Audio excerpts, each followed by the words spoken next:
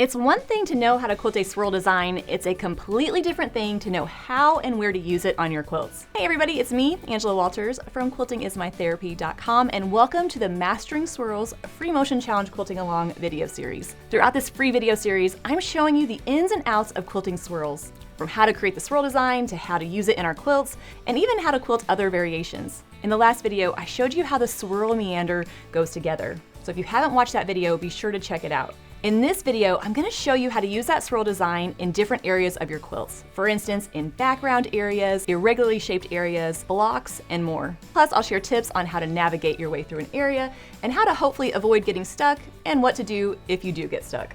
I'm going to show you how the designs go together on a sewing machine and a Longarm quilting machine, and be sure to hang out till the end because I'll tell you how you can get some free quilting diagrams and tips on how to quilt these shapes. And it's not too late to quilt along with me on the exclusive panel I designed just for this challenge. It's not required to participate, but it's a fun way to learn the designs on an actual quilt. To find out more about the panel or other exclusive products I put together for the video series, be sure to click the link in the description box below or visit quiltingismytherapy.com. The first area that we're going to learn how to quilt that swirl design is in background areas. When I think of swirls, I think of fillers, or designs that I use around other elements. But if you're new to machine quilting, learning how to navigate your way through the area can be a little bit tricky. In fact, I remember getting stuck quite a bit when I was learning how to quilt the designs. The fact of the matter is you can't always avoid getting stuck, but learning how to fill in a background area is easy once you get the hang of it. The first step is identifying the area that you want to fill in with your swirls. Now I know this seems obvious, but it's really important. I need to know where I'm going to start and where I need to end. So on the challenge panel, I'm going to fill in this area right here. The next step is to make a plan. Decide where you're going to start and where you kind of want to end up. For instance, if I'm filling in this area, I might think, okay, I'm going to be at this point and I want to end up over on the other side. And then step 3 is to begin quilting, filling in that area as you go. As I'm filling in my area, if I encounter any quilt blocks or other obstacles, I'm going to fill around them and move on. Obviously, bigger and more open areas will be easier to fill in with the swirl design.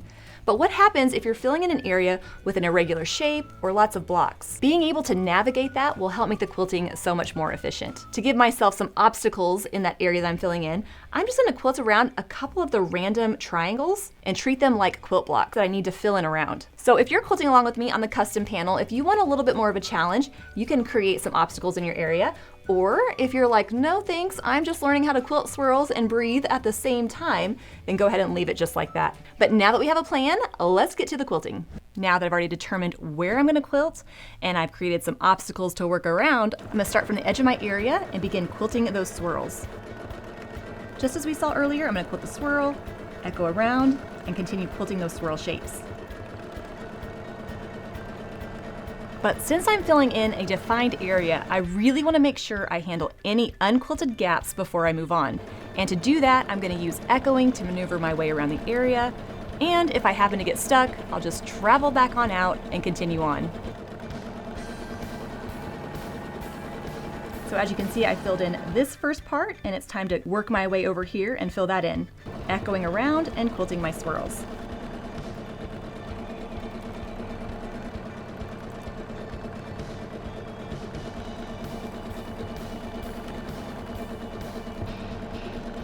And there you can see the first part of my quilted area. And I'm just going to continue on doing the same thing. But as we use this design on our quilts, we're going to tend to run into blocks or other obstacles. When that happens, I'm going to work my way around one side and then back down the other.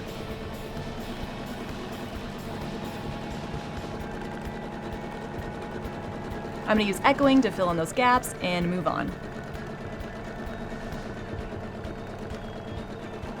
Now that I've worked my way up one side, I'm going to continue quilting along over here and fill in this gap. The thing I have to remember though is if I fill in that whole area, I'm going to be stuck when I'm done. So since I know I'm getting ready to hit a dead end, I'm going to make sure to leave myself a path to get back out. So as I work my way quilting swirls into this area, I'm going to be sure to leave some unquilted area along the side so I can work my way back out and continue on.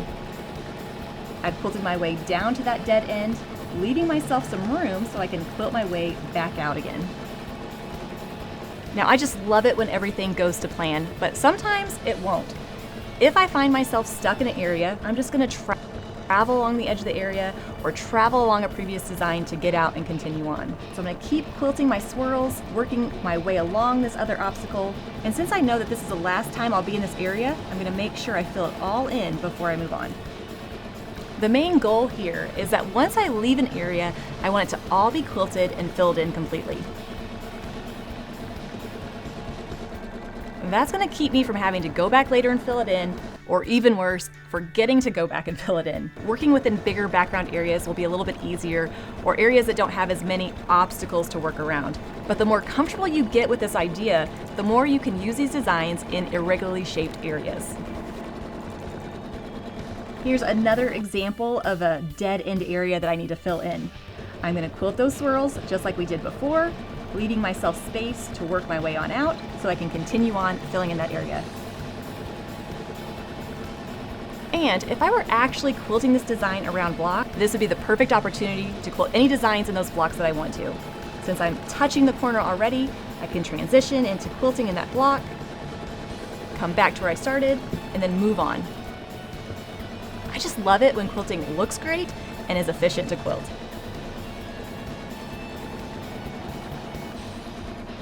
And just like I said, if you find yourself stuck, travel along the edge till you can get out of there and move on. Being able to use the design on your quilt and maneuver your way around the area will not only make the quilting more fun, it'll be more efficient. Now, let's see what it looks like to work our way through a background area on a Longarm quilting machine. Now, I'm sure you know this by now, but how I fill in background areas on my quilt is the same whether I'm on a sewing machine or a Longarm. I'm still quilting my design and using echoing to help maneuver my way through the area and fill any gaps before I move on. And no matter which type of design you're quilting, I'm still going to approach the area the same way.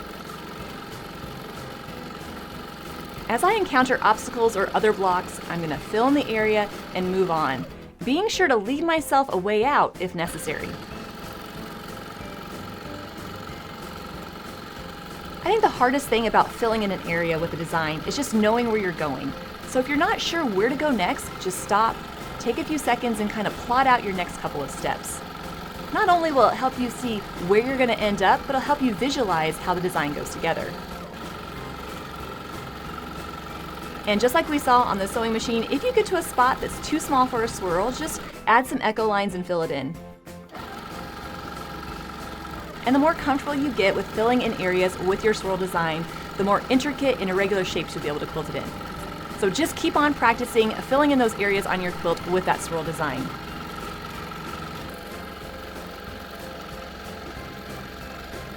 And remember, as you're quilting, if you're getting frustrated with your swirls or your designs, try not to let that stop you. Keep going, keep filling in the whole area, and when you're done, you'll see the whole beautiful overall texture, and you probably won't even remember where those mistakes were. The swirl design tends to be better known as an all-over or a filler design, but it actually works great in blocks as well. Now, I love how using swirls in multiple areas of your quilt will give your quilting a cohesive look. Plus, it's just a lot easier that way. You're already kind of in the swirl mode. Why not stick with that as you're working your way through the quilt? Blocks that tend to be smaller and wider in the center are great for quilting swirls. For instance, the triangle in a flying geese, a diamond-shaped block, a stitch and flip block, or even in a diamond-shaped area like right here on our panel. So let's see how we can use the swirl to fill in these kind of areas. So I'm going to quilt a swirl so that it fits the widest part. Then I'm going to echo my way back out around and come back to the starting point.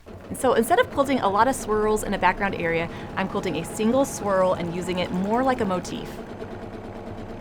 As I fit it in the center of that block, I need to make sure that I leave myself room to work my way back out. So from the center, echoing my way back to the starting point.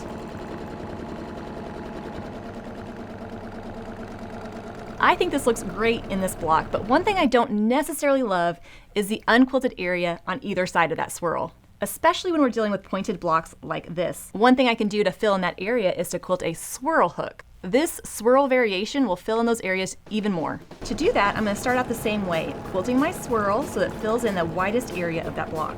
But instead of echoing my way back around, I'm going to throw in a couple little hooks to fill in that space. So from this point, I'm going to quilt a line that kind of extends out, down towards this point, and echo my way back. But I'm going to stop before I run into the swirl. So from there, I'm going to echo around the swirl and go up to a point that fills in that top area. Then I'll echo back. Then I'll continue echoing around the swirl, going back to the starting point. It gives a swirl a slightly different look, but what I really love is how it fills that block in.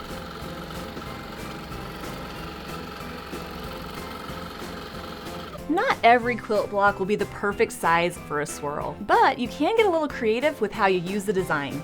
For instance, if you have a block that's just a little too big for a single swirl, you can use echoing to make it a little bit more manageable. Start by echoing inside the block, and then quilt your swirl.